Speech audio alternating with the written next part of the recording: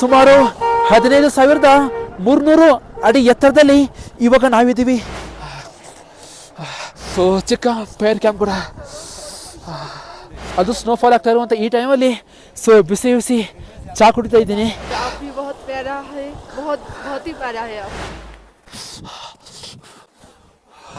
आपको पोज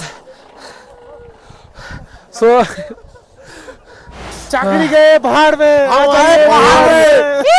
ಚಲೋ ಚಲೋ.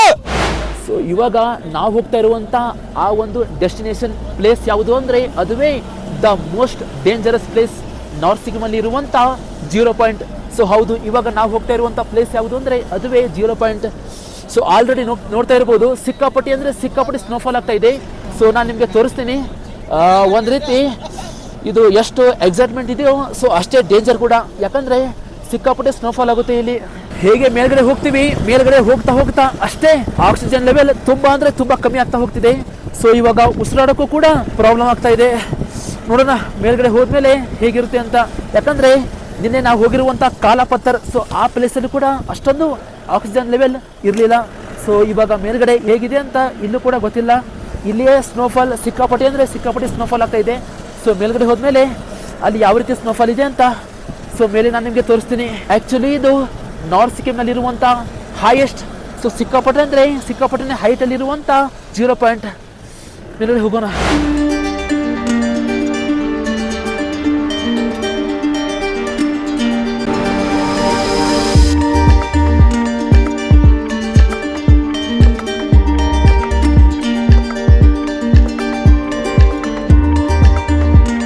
ಸೊ ಫೈನಲಿ ಇವಾಗ ನಾವು ನಮ್ಮ ಡೆಸ್ಟಿನೇಷನ್ಗೆ ತಲುಪಿದ್ದಾಯಿತು. ಸುಮಾರು 15,300 ಅಡಿ ಎತ್ತರದಲ್ಲಿ ಇವಾಗ ನಾವಿದ್ದೀವಿ.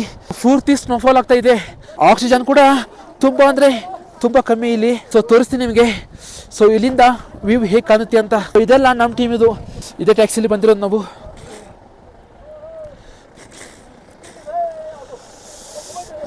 ನಮ್ಮ ಕರ್ನಾಟಕದಿಂದ ಯಾರೆಲ್ಲ ನಾರ್ತ್ ಸಿಕ್ಕಿಂ ಪ್ಲಾನ್ ಮಾಡಬೇಕು ಅಂತ ಅನ್ಕೊಂಡಿದ್ದೀರಾ, ಬೇಗ ಪ್ಲಾನ್ ಮಾಡಿ. ಯಾಕಂದ್ರೆ ಡಿಸೆಂಬರ್ ಇಂದ ನಾರ್ಮಲ್ ಆಗಿ ಏಪ್ರಿಲ್ ವರೆಗೂ ಕೂಡ ಆರಾಮಾಗಿ ಈ ಜಾಗದಲ್ಲಿ ಸ್ನೋ ಸಿಗುತ್ತೆ. ಸೊ ಸ್ನೋಫಾಲ್ ನೋಡ್ಬೋದು ನೀವು. ನಿಮ್ದು ಬ್ರ್ಯಾಂಡ್ ಯಾವುದೇ ಇರಲಿ, ಸೊ ಎಲ್ಲ ಬ್ರ್ಯಾಂಡ್ ಕೂಡ ಸಿಗುತ್ತೆ ಇಲ್ಲಿ. ಕುರ್ಕುರೆ ಆಗಿರ್ಬೋದು, ಬ್ರೇಕ್ಫಾಸ್ಟ್ ಆಗಿರ್ಬೋದು, ಸೊ ಪ್ರತಿಯೊಂದು ಕೂಡ ಇದೆ. ಯಾವುದಕ್ಕೂ ಕೊರತೆ ಅಂತೂ ಇಲ್ಲ ಇಲ್ಲಿ. ಇಂಥ ಚಳಿಲಿ ಸೊ ಬಿಸಿ ಬಿಸಿ ಟೀ ಕುಡಿಯೋದು ಒಂದು ರೀತಿ ಮಜಾನೇ ಬೇರೆ. ನಾರ್ತ್ ಸಿಕ್ಕಿಮಲ್ಲಿರುವಂಥ ಇಂಥ ಪ್ಲೇಸಲ್ಲಿ ಇಂಥ ಚಳಿಲಿ ಅದು ಸ್ನೋಫಾಲ್ ಆಗ್ತಾ ಇರುವಂಥ ಈ ಟೈಮಲ್ಲಿ ಬಿಸಿ ಬಿಸಿ ಚಾ ಕುಡಿತಾ ಇದ್ದೀನಿ. ಲೈಫಲ್ಲಿ ಇಂಥ ಮೂಮೆಂಟ್ ಯಾವತ್ತೂ ಬರಲ್ಲ ಅಂತ ಅಂದ್ಕೊಂಡಿದ್ದೀನಿ.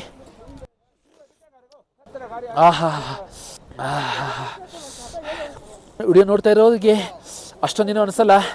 ಯಾವಾಗ ನೀವು ಈ ಜಾಗಕ್ಕೆ ಬರ್ತೀರಾ ಆವಾಗಂತೂ ಇದರ ಅಸಲಿ ಮಜಾ ಏನು ಅಂತ ಆವಾಗ ನಿಮಗೆ ಅರ್ಥ ಆಗುತ್ತೆ. ನಿಮ್ಮ ಬಕೆಟ್ ಲಿಸ್ಟಲ್ಲಿ ಕಾಶ್ಮೀರ್ನ ಸ್ವಲ್ಪ ಪಕ್ಕಕ್ಕೆ ಇಡಿ, ನಾರ್ತ್ ಸಿಕ್ಕಿಂನ ದಯವಿಟ್ಟು ಪ್ಲಾನ್ ಮಾಡಿ. ಯಾಕಂದರೆ ಈ ಜಾಗದಲ್ಲಿ ಸಿಕ್ಕಾಪಟ್ಟೆ ಎಂಜಾಯ್ ಮಾಡ್ಬೋದು. ಹಾಗೆ ಸೊ ಚಿಕ್ಕ ಫೈರ್ ಕ್ಯಾಂಪ್ ಕೂಡ.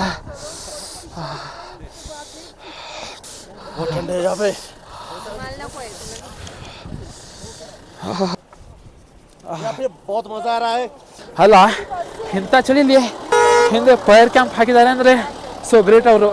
ಪೂರ್ತಿ ಏರಿಯಾ ಸ್ನೋ ಅಲ್ಲಿ ಕವರ್ ಆಗಿದೆ. कैसे लग रहा है आपको? चाकरी गए पहाड़ में ಈ ರೀತಿ ಫ್ರೆಂಡ್ಸ್ ಜೊತೆ ಬಂದರೆ ಸಿಕ್ಕಾಪಟ್ಟೆ ಎಂಜಾಯ್ ಮಾಡ್ಬೋದು. ಇವಾಗ ಸೊ ಕೆಳಗಡೆ ಹೋಗ್ಬಿಟ್ಟು ಕೆಳಗಡೆ ವ್ಯೂ ಹೇಗಿದೆ ಅಂತ ಅದನ್ನು ಕೂಡ ನಾನು ನಿಮಗೆ ಸಂಪೂರ್ಣವಾಗಿ ತೋರಿಸ್ತಾ ಹೋಗ್ತೀನಿ. ಸೊ ಬನ್ನಿ, ಚಲೋ ಚಲೋ. ಸ್ವಲ್ಪ ಸ್ಕಿಡ್ ಆದರೂ ಕಾಲ್ ಜಾರಿ ಕೆಳಗಡೆ ಬೀಳ್ಬೋದು. ಸೊ ಸ್ವಲ್ಪ ಹುಷಾರು. ಈ ರೀತಿ ನಾವು ಫ್ರೆಂಡ್ಸ್ ಗ್ರೂಪ್ ಮಾಡ್ಕೊಂಡು ಬಂದರೆ ಸೊ ಇನ್ನೂ ಸ್ವಲ್ಪ ಮಜಾ ಇರುತ್ತೆ. ಪರವಾಗಿಲ್ಲ. ಸೊ ನಾನು ಬಂದಿರೋದಂತೂ ಒಬ್ಬನೇ. ಉದರ್ ಅಚ್ಚ ಪೂರಾ ಆ ಜಾಗದಲ್ಲಿ ಹೋಗಿ ಅಲ್ಲಿ ಕೂಡ ಅಷ್ಟೆಲ್ಲ ಇದು ಮಾಡ್ತಾರೆ. ಯಾರ ಫೋನಲ್ಲಿ ಕೂಡ ಚಾರ್ಜ್ ಇಲ್ಲ. ಇರೋ ಚಾರ್ಜಲ್ಲಿ ಹೇಗೋ ಮ್ಯಾನೇಜ್ ಮಾಡ್ತಾಯಿದ್ದೀವಿ. ಇನ್ನೂ ಜಾಸ್ತಿ ಫೋಟೋ ತೊಗೋಬೇಕು, ವಿಡಿಯೋ ತೊಗೋಬೇಕು. ಗೊತ್ತಿಲ್ಲ ಹೇಗೆ ಮ್ಯಾನೇಜ್ ಆಗುತ್ತೆ, ಯಾವ ರೀತಿ ಮಾಡ್ತೀವಿ ಅಂತ. मुझे तो बहुत अच्छा लग रहा है और आप भी बहुत प्यारा है, बहुत बहुत ही प्यारा है आप. आपने हमारा कितना सारा फ़ोटो खींच दिया, थैंक यू इसलिए.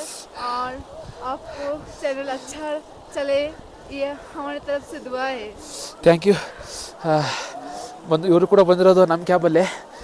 ಒಂದು ರೀತಿ ಮೊದಲು ಹೋಗ್ತಾ ಹೋಗ್ತಾ ಸೊ ಯಾರು ಕೂಡ ಪರಿಚಯ ಇರಲಿಲ್ಲ, ಇವಾಗ ಎಲ್ಲರೂ ಪರಿಚಯ ಆಗಿದ್ದೀವಿ, ಸಖತ್ತಾಗಿ ಎಂಜಾಯ್ ಮಾಡ್ತಾ ಇದ್ದೀವಿ. ನೀವು ಕೂಡ ಇದೇ ರೀತಿ ಬರಬೇಕಾದ್ರೆ ಮಾತಾಡ್ತಾ ಮಿಂಗಲ್ ಆಗಿ, ಅಂದರೆ ಯಾರ ಜೊತೆ ಮಾತಾಡದೆ ಸುಮ್ಮನೆ ಇದ್ರೆ ಅಷ್ಟು ಸರಿಯಾಗಿರಲ್ಲ. ಸೊ ಮಿಂಗಲ್ ಆಗ್ತಾ ಹೋದರೆ ಒಂದು ರೀತಿ ನಿಮ್ಮ ಜರ್ನಿ ಸಖತ್ತಾಗಿರುತ್ತೆ. ಮಾತಾಡೋಕ್ಕೂ ಕೂಡ ಆಗ್ತಿಲ್ಲ, ಯಾಕಂದರೆ ಒಂದು ರೀತಿ ಪ್ರಾಬ್ಲಮ್ ಆಗ್ತಾ ಇರೋದು ಆಕ್ಸಿಜನ್ ಲೆವೆಲಿಂದನೇ. ಸೊ ಸಿಕ್ಕಾಪಟ್ಟೆ ಪ್ರಾಬ್ಲಮ್ ಆಗ್ತಾ ಇರೋದು. ಬರೋಕ್ಕೂ ಮುಂಚೆ ನಿಮ್ಗೆ ಏನಾದರೂ ಆರೋಗ್ಯದಲ್ಲಿ ಸಮಸ್ಯೆ ಇದ್ರೆ ಒಂದ್ಸರಿ ಹೆಲ್ತ್ ಚೆಕಪ್ ಮಾಡ್ಕೊಳ್ಳಿ. ಸೊ ನಿಮ್ಮ ಹೆಲ್ತ್ ಕಂಡೀಷನ್ ಯಾವ ರೀತಿ ಅಂತ ಚೆಕಪ್ ಮಾಡ್ಕೊಳ್ಳಿ. ಚೆಕಪ್ ಮಾಡಿಕೊಂಡು ನಂತರ ಬನ್ನಿ ಅಂತ ಹೇಳ್ತೀನಿ. ಯಾಕಂದರೆ ಈ ಸ್ಥಳದಲ್ಲಿ ಆಕ್ಸಿಜನ್ ಲೆವೆಲ್ ತುಂಬ ಅಂದರೆ ತುಂಬ ಕಮ್ಮಿ. ಬರಬೇಕಾದ್ರೆ ಕಪೂರ್ ಅಂತ ಸಿಗುತ್ತೆ. ಸೊ ಅದನ್ನು ಸ್ಮೆಲ್ ಮಾಡ್ತಾ ಇದ್ರೆ ಸೊ ಸ್ವಲ್ಪ ನಾರ್ಮಲ್ ಆಗಿರ್ಬೋದು. ಹಾಗೆ ಆಕ್ಸಿಜನ್ ಸಿಲಿಂಡರ್ ಕೂಡ ಬರುತ್ತೆ. ಸೊ 500 ರೂಪಾಯಿ ಅಥವಾ 600 ರೂಪಾಯಿ ಆಗುತ್ತೆ ಅದಕ್ಕೆ. ಅದನ್ನು ಕೂಡ ತೊಗೊಂಡು ಬನ್ನಿ. ಯಾಕಂದರೆ ಇಲ್ಲಾಂದರೆ ಆಕ್ಸಿಜನ್ ಲೆವೆಲ್ ಕಮ್ಮಿ ಆಗ್ತಾ ನಾರ್ಮಲ್ ಆಗಿ ಎಲ್ಲರೂ ಕೂಡ ವಾಮಿಟ್ ಮಾಡ್ಕೋಬೋದು. ಇಲ್ಲಿ ಸಿಕ್ಕಾಪಟ್ಟೆ ತೊಂದರೆ ಆಗೋದಂತೂ ಫಿಕ್ಸ್ ಇದು. ಈ ಸ್ಥಳ ಇರೋದು ಇಲ್ಲಿಗೆ ಎಂಡ್ ಇದು. ಇದರಿಂದ ಸೊ ಮುಂದೆ ಯಾವುದೇ ರಸ್ತೆ ಇಲ್ಲ. ಯಾಕಂದರೆ ಒಂದು ಸೈಡ್ ನೇಪಾಳು, ಸೊ ಇನ್ನೊಂದು ಸೈಡ್ ಭೂತಾನ್, ಹಾಗೆ ಮತ್ತೊಂದು ಸೈಡ್ ಹೋದರೆ ಚೀನಾ. ಸುತ್ತಮುತ್ತ ಸೊ ಇದೇ ಬಾರ್ಡರ್ ಏರಿಯಿಂದ ಕವರ್ ಆಗಿದೆ. ಸೊ ಇಲ್ಲಿಂದ ಮುಂದೆ ಎಲ್ಲಿಗೂ ಕೂಡ ನಾವು ಹೋಗೋಕೆ ಸೊ ಆಗಲ್ಲ. ಇದೇ ಎಂಡಿಂಗ್ ಪಾಯಿಂಟ್. 15,300 ಅಡಿ ಎತ್ತರದಲ್ಲಿ ಇವಾಗ ನಾವಿದ್ದೀವಿ. ಇಷ್ಟೊಂದು ಹೈಟಲ್ಲಿ ಬಂದಿದ್ದೀವಿ. ಸೊ ಸಿಕ್ಕಾಪಟ್ಟೆ ಎಂಜಾಯ್ ಮಾಡಬೇಕು. ಆದರೆ ಆಕ್ಸಿಜನ್ ಇಲ್ಲ, ಮೊಬೈಲಲ್ಲಿ ಚಾರ್ಜ್ ಇಲ್ಲ, ಚಳಿ ಸಿಕ್ಕಾಪಟ್ಟೆ ಚಳಿ ಆಗ್ತಾ ಇದೆ. ಆದಷ್ಟು ಕಮ್ಮಿ ಟೈಮಲ್ಲಿ ಎಂಜಾಯ್ ಮಾಡಬೇಕು. ಮಿಸ್ ಮಾಡಿಬಿಡಿ. ಸಿಕ್ಕಾಪಟ್ಟೆ ಅಂದರೆ ಸಿಕ್ಕಾಪಟ್ಟೆನೇ ಸೂಪರ್ ಆಗಿರುವಂಥ ಪ್ಲೇಸು. ಈ ರೀತಿಯ ಪ್ಲೇಸ್ ನನ್ನ ಜೀವನದಲ್ಲೂ ಕೂಡ ಸೊ ಯಾವತ್ತೂ ನೋಡಿಲ್ಲ.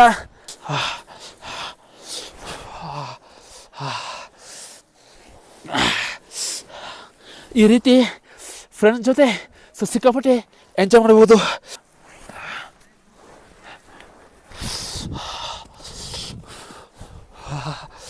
ಸೊ ಎಲ್ಲಿ ನೋಡಿದ್ರು ಮದುವೆ ಮಾಡ್ಕೊಂಡು ಡೈರೆಕ್ಟ್ ಹನಿಮೂನ್ ಅಂತ ಇಲ್ಲಿಗೆ ಬರ್ತಾರೆ. ನಾನಂತೂ ಬಂದಿರೋದು ಸಿಂಗಲ್ ಆಗಿ. ಸೊ ನೋಡೋಣ ಮುಂದೆ ಟೈಮ್ ಸಿಕ್ಕರೆ ಬರ್ಬೋದು. ಚಳಿ ಅಂತೂ ಸಿಕ್ಕಾಪಟ್ಟೆ ಆಗ್ತಾ ಇದೆ. हाँ बहुत अच्छा है पोज. ये पोज तो गिनीज रिकॉर्ड होना चाहिए. रुको भैया आप करो पोज. सो बहुत अच्छा पोज कर रहे हैं. ಐ ಹೋಪ್ ನಿಮಗೆ 0 ಪಾಯಿಂಟಲ್ಲಿ ತೋರಿಸಿರುವಂಥ ಈ ಬ್ಯೂಟಿಫುಲ್ ಆಗಿರೋ ಪ್ಲೇಸ್ ಇಷ್ಟ ಆಗಿದೆ ಅಂತ ಅಂದ್ಕೊಂಡಿದ್ದೀನಿ. ಸೊ ಮಿಸ್ ಮಾಡದೆ ನೀವು ಕೂಡ ಬನ್ನಿ.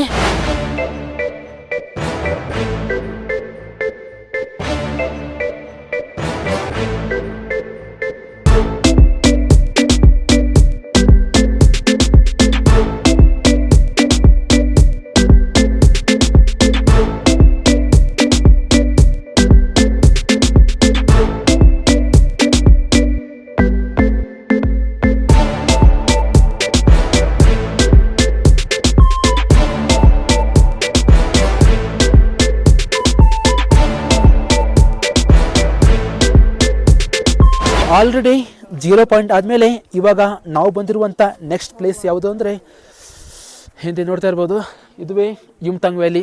ಅಂದರೆ ವಾಪಸ್ ನೀವು 0 ಪಾಯಿಂಟಿಂದ ವಾಪಸ್ ಬರಬೇಕಾದ್ರೇ ಈ ಸ್ಥಳ ಸಿಗೋದು. ಸೊ ನೋಡ್ತಾ ಇರ್ಬೋದು ವೆಲ್ಕಮ್ ಟು ಯುಮ್ತಾಂಗ್ ವ್ಯಾಲಿ ಅಂತ ಹಾಕಿದ್ದಾರೆ ಇಲ್ಲಿ. ಯುಮ್ತಾಂಗ್ ವ್ಯಾಲಿಯಲ್ಲಿ ಏನು ಸ್ಪೆಷಲ್ ಅಂತ ಅಂದರೆ ಇನ್ನೂ 1 ಮಂತ್ ಆದಮೇಲೆ ಸೊ ಇಲ್ಲಿ ಏನು ಕಾಣ್ತಾ ಇದೆಯಲ್ಲ ಪೂರ್ತಿ ಕೆಳಗಡೆ ತುಂಬ ಬಗೆ ಹೂಗಳು ಅರಳುತ್ತೆ ಅಂತೆ. ಸೊ ನಾರ್ಮಲಾಗಿ ಯುಮ್ತಾಂಗ್ ವ್ಯಾಲಿ ಈ ರೀತಿ ಇದೆ. ಅಂದರೆ 1200 ಫೀಟ್ ಹೈಟಲ್ಲೇನೂ ಇದೆ ಇದು. ಯುಮ್ತಾಂಗ್ ವ್ಯಾಲಿಯಲ್ಲಿ ಹರಿತಾ ಇರುವಂಥ ಈ ನದಿ ಹೆಸರು ತೀಸ್ತಾ ನದಿ ಅಂತ. ನಾರ್ಮಲ್ ಆಗಿ ಇಲ್ಲಿನ ಸ್ಪೆಷಾಲಿಟಿ ಏನು ಅಂದರೆ ಆ ಸ್ಥಳ ಬಿಟ್ಟರೆ ಈ ಸ್ಥಳ ಪೂರ್ತಿ ಇಲ್ಲಿ ಯಾವುದೇ ಒಂದು ಚಿಕ್ಕ ಮರ ಕೂಡ ಬೆಳೆಯೋದಿಲ್ಲ. ಪೂರ್ತಿ ಈ ಏರಿಯಾ ತುಂಬಿಕೊಳ್ಳೋದು ಹೂವಿನಿಂದಾನೇ. ಹೂವಿನಿಂದ ಪೂರ್ತಿ ಕವರ್ ಆಗುತ್ತೆ. ಈ ತೀಸ್ತಾ ನದಿನೇ ಒಂದು ರೀತಿ ಬ್ಯೂಟಿಫುಲ್ ಆಗಿ ಕಾಣುತ್ತೆ ಇದು ಯುಮ್ತಾಂಗ್ ವ್ಯಾಲಿಯಲ್ಲಿ. ಹಾಗೆ ಈ ಸ್ಥಳದಲ್ಲಿ ಸ್ವಲ್ಪ ಡಿಫ್ರೆಂಟ್ ಆಗಿರೋ ಯಾಕೆ ನೋಡ್ಬೋದು ಅಂದರೆ ಕೋಣೆಗಳನ್ನ ನೋಡ್ಬೋದು. ನಾರ್ಮಲ್ ಆಗಿ ನಮ್ಮ ಕಡೆ ಇರುವಂಥ ಕೋಣೆಗಳ ಶೈಲಿ ಬೇರೆ, ಈ ಕಡೆ ಇರುವಂಥ ಕೋಣೆಗಳ ಶೈಲಿನೇ ಬೇರೆ. ಒಂದು ರೀತಿ ಡಿಫ್ರೆನ್ಸ್ ಅನಿಸುತ್ತೆ. ನಾರ್ಮಲ್ ಆಗಿ ನಾವು ಕ್ಯಾಮ್ರಾ ತೊಗೊಂಡು ಬಂದರೆ ಫೋಟೋಶೂಟ್ ಮಾಡೋಕ್ಕೆ ಒಂದು ರೀತಿ ಬೆಸ್ಟ್ ಪ್ಲೇಸ್ ಅಂತ ಹೇಳ್ತೀನಿ. ತುಂಬ ಚೆನ್ನಾಗಿ ಇಲ್ಲಿ ಫೋಟೋಶೂಟ್ ಮಾಡ್ಬೋದು. ಇದೇ ಯುಮ್ತಾಂಗ್ ವ್ಯಾಲಿ. ಇದನ್ನು ಬಿಟ್ಟರೆ ಮತ್ತೆ ಇಲ್ಲಿ ಏನೂ ಇಲ್ಲ. ಸೊ ಒಂದು ತೀಸ್ತಾ ನದಿ ಸ್ವಲ್ಪ ದಿನಗಳಲ್ಲಿ ಹೂ ಅರಳೋಕ್ಕೆ ಶುರು ಆಗುತ್ತೆ. ಸೊ ಆ ಹೂಗಳನ್ನ ನೋಡ್ಬೋದು. ಅದನ್ನು ಬಿಟ್ಟರೆ ಹೇಳ್ಕೊಳ್ಳೋ ಹಾಗೆ ಯುಮ್ತಾಂಗ್ ವ್ಯಾಲಿಯಲ್ಲಿ ಅಷ್ಟೊಂದು ಏನು ಪ್ಲೇಸಸ್ ಇಲ್ಲ. ಆ ಕಡೆ ಪೂರ್ತಿ ಸ್ನೋ, ಈ ಕಡೆ ಪೂರ್ತಿ ಮರಗಳಿಂದ ಈ ಬೆಟ್ಟ ಕವರ್ ಆಗಿದೆ. ಈ ಕಡೆ ಸ್ನೋ ಇಲ್ಲ, ಬಟ್ ಆ ಕಡೆ ಸ್ನೋ ಇದೆ. ಸೊ ನೀವೇನಾದರೂ ಪ್ಯಾಕೇಜ್ ಬುಕ್ ಮಾಡ್ಕೋಬೇಕಾದ್ರೆ ಸೊ ಪ್ಯಾಕೇಜಲ್ಲಿ ಇನ್ಕ್ಲೂಡ್ ಇರೋದು ಓನ್ಲಿ ಯುಮ್ತಾಂಗ್ ವ್ಯಾಲಿ ಅಷ್ಟೇ. ಅದನ್ನು ಬಿಟ್ಟರೆ ಸೊ 0 ಪಾಯಿಂಟ್ ಯಾವುದೇ ಕಾರಣಕ್ಕೂ ಇನ್ಕ್ಲೂಡ್ ಇರಲ್ಲ. ನೀವು ಯುಮ್ತಾಂಗ್ ವ್ಯಾಲಿ ಮಾತ್ರ ಸೊ ಬಂದರೂ ಕೂಡ ಇಲ್ಲಿ ನೋಡಬೇಕಾಗಿರುವಂಥ ಅಂಥ ಪ್ಲೇಸ್ ಅಂತೂ ಅಲ್ಲ ಇದು. ಇಲ್ಲಿ ಬಂದಮೇಲೆ ಡ್ರೈವರ್ಗೆ ಎಕ್ಸ್ಟ್ರಾ 500 ಅಥವಾ 400 ಅಮೌಂಟ್ ಕೊಟ್ಟು ನೀವು ಡೈರೆಕ್ಟ್ 0 ಪಾಯಿಂಟ್ಗೆ ಹೋಗಿ. ಹಾಗೆ ಲಾಚೆನಿಂದ ಯಾವ ರೀತಿ ಕಾಲಪತ್ತರಲ್ಲಿ ಸ್ನೋ ಫಾಲ್ ಆಗುತ್ತೋ ಸೊ ಅದೇ ರೀತಿ ಇದೇ ಜಾಗದಲ್ಲಿ ಯುಮ್ತಾಂಗ್ ವ್ಯಾಲಿಯಿಂದ ಸೊ ಮೇಲ್ಗಡೆ 0 ಪಾಯಿಂಟಲ್ಲಿ ಕೂಡ ಸ್ನೋಫಾಲ್ ಆಗುತ್ತೆ. ಅದು ಕೂಡ ಒಂದು ರೀತಿ ಬೆಸ್ಟ್ ಪ್ಲೇಸ್. ಆದರೆ ಅದನ್ನು ಬಿಟ್ಟು ಡೈರೆಕ್ಟಾಗಿ ನೀವು ಈ ಸ್ಥಳದಲ್ಲಿ ಬಂದರೆ ಅಷ್ಟೊಂದು ನೋಡಬೇಕಾಗಿರುವಂಥ ಪ್ಲೇಸ್ ಅಂತೂ ಏನಲ್ಲ ಇದು. ನಿಮ್ಮ ಮನಸ್ಸಿಗೆ ಏನೇ ಇದ್ರೂ ಕೆಳಗಡೆ ಕಮೆಂಟ್ ಬಾಕ್ಸಲ್ಲಿ ತಿಳಿಸ್ಬೋದು. ಹಾಗೆ ಯಾರೆಲ್ಲ ಸಿಕ್ಕಿಂ ಬರೋಕ್ಕೆ ಪ್ಲ್ಯಾನ್ ಮಾಡ್ತಾ ಇದ್ದೀರಾ, ನಾರ್ತ್ ಸಿಕ್ಕಿಮಲ್ಲಿ ಈ ಬ್ಯೂಟಿಫುಲ್ ಆಗಿರುವಂಥ ಪ್ಲೇಸ್ಗಳನ್ನು ಮಿಸ್ ಮಾಡಬೇಡಿ. ಸೊ ಯುಮ್ತಾಂಗ್ ವ್ಯಾಲಿ ಪೂರ್ತಿ ಸುತ್ತಿದಾಯಿತು. ಇವಾಗ ಆಲ್ಮೋಸ್ಟ್ ಇದ್ರ ಬಗ್ಗೆ ಎಲ್ಲ ವಿಷಯ ಕೂಡ ನಾನು ನಿಮ್ಗೆ ಹೇಳಿದ್ದೀನಿ. ಸೊ ಇವಾಗ ವಾಪಸ್ ನಾವು ಟ್ಯಾಕ್ಸಿಯಲ್ಲಿ ಕೂತ್ಕೊಂಡು ನೆಕ್ಸ್ಟ್ ಲಾಚಿಂಗ್ ಹೋಗ್ತಾ ಇದ್ದೀವಿ. ಲಾಚಿಂಗ್ ಹೋದ್ಮೇಲೆ ಲಾಚಿಂಗಲ್ಲಿ ಸ್ವಲ್ಪ ಲಂಚ್ ಮಾಡಿ ಸೊ ನಮ್ಮ ಬ್ಯಾಗ್ಗಳನ್ನ ಎಲ್ಲ ಪ್ಯಾಕ್ ಮಾಡಿಕೊಂಡು ವಾಪಸ್ ಲಾಚಿಂಗಿಂದ ಸೊ ಗ್ಯಾಂಗ್ಟಾಕ್ ಹೋಗ್ತೀವಿ. ಸುಮಾರು ಅಂದರೂ ಗ್ಯಾಂಗ್ಟಾಕ್ ತಲುಪೋಕ್ಕೆ 5 ರಿಂದ 6 ಗಂಟೆ ಸಮಯ ಬೇಕೇ ಬೇಕು. ನೈಟ್ 8 ಗಂಟೆ ಅಥವಾ 7 ಗಂಟೆಗೆ ಬಹುಶಃ ಗ್ಯಾಂಗ್ಟಾಕ್ ತಲುಪಬಹುದು. ಸೊ ಇವಾಗ ಡೈರೆಕ್ಟ್ ನಾವು ಹೋಗ್ತಿರೋದು ಲಾಚುಂಗ್ಗೆ.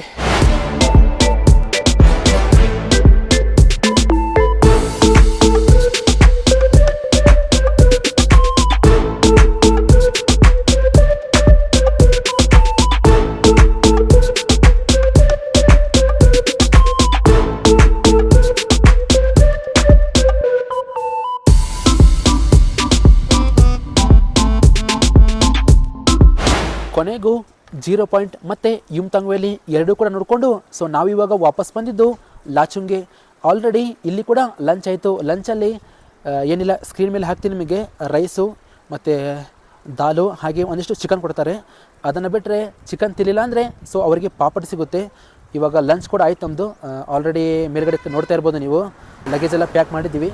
ಇವಾಗ ಇಲ್ಲಿಂದ ನಾವು ಹೋಗ್ತಾ ಇರೋದು ಎಲ್ಲಿ ಅಂದರೆ ಅದುವೇ ಗ್ಯಾಂಗ್ಟಾಕ್. ಇಲ್ಲಿಗೆ ಸೊ ನಮ್ಮ ಪ್ಯಾಕೇಜ್ ಪೂರ್ತಿ ಕಂಪ್ಲೀಟ್ ಆಯಿತು. ಇವಾಗ ಗ್ಯಾಂಗ್ಟಾಕ್ ಹೋಗಬೇಕು. ಗ್ಯಾಂಗ್ಟಾಕ್ ಹೋಗಿ ಅಲ್ಲಿ ನಮ್ಮ ಡ್ರಾಪ್ ಮಾಡಿದರೆ ಅಲ್ಲಿಗೆ ಪ್ಯಾಕೇಜ್ ಪೂರ್ತಿ ಕಂಪ್ಲೀಟ್ ಆಗುತ್ತೆ. ಸೊ ಆಲ್ರೆಡಿ ನಿಮಗೆ 3 ದಿನದ ಟ್ರಿಪ್ಪಲ್ಲಿ 3 ದಿನದ ಪ್ಯಾಕೇಜಲ್ಲಿ ಫಸ್ಟ್ನೇ ದಿನ ಗ್ಯಾಂಗ್ಟಾಕಿಂದ ಲಾಚೆನ್ಗೆ, ಮರುದಿನ ಬೆಳಗ್ಗೆ ಲಾಚೆನಿಂದ ಕಾಲಾಪತ್ತರ್ ಮತ್ತು ಗುರುದೋಮಾರ್ ಲೇಕ್ ಸೊ ಅದನ್ನು ಕೂಡ ತೋರಿಸಿದ್ದೀನಿ. ಯಾರೆಲ್ಲ ವಿಡಿಯೋ ನೋಡಿಲ್ಲ ಸೊ ಮಿಸ್ ಮಾಡಿದ್ರೆ ನನ್ನ ಚಾನಲ್ ಹೋಗಿ ಆ ವಿಡಿಯೋ ಕೂಡ ನೋಡಿ. ಹಾಗೆ ಸೊ ಇವತ್ತು ಬೆಳಗ್ಗೆ 0 ಪಾಯಿಂಟು, ನಂತರ ಬರುವಾಗ ಹಾದಿಯಲ್ಲೇ ಯುಮ್ತಾಂಗ್ ವ್ಯಾಲಿ, ಸೊ ಎರಡೂ ಕೂಡ ಕವರ್ ಮಾಡಿದೆ. ಆಲ್ಮೋಸ್ಟ್ ಎಷ್ಟಾಗುತ್ತೋ ಅಷ್ಟು ಸಂಪೂರ್ಣವಾಗಿ ತೋರಿಸೋಕ್ಕೆ ಪ್ರಯತ್ನ ಪಟ್ಟಿದ್ದೀನಿ. ಐ ಹೋಪ್ ನಿಮಗೆ ಈ ವಿಡಿಯೋ ಸಂಪೂರ್ಣವಾಗಿ ಇಷ್ಟ ಆಗಿದೆ ಅಂತ ಅಂದ್ಕೊಂಡಿದ್ದೀನಿ. ಈ ವಿಡಿಯೋ ನಿಮಗೆ ಪೂರ್ತಿ ಇಷ್ಟ ಆಗಿದ್ದರೆ ಸೊ ಮಿಸ್ ಮಾಡದೆ ವಿಡಿಯೋಗೆ ಲೈಕ್ ಮಾಡಿ. ಹಾಗೆ ವಿಡಿಯೋ ಇಷ್ಟ ಆಗಿಲ್ಲ ಅಂದರೆ ಪರವಾಗಿಲ್ಲ ಡಿಸ್ಲೈಕ್ ಮಾಡಿ.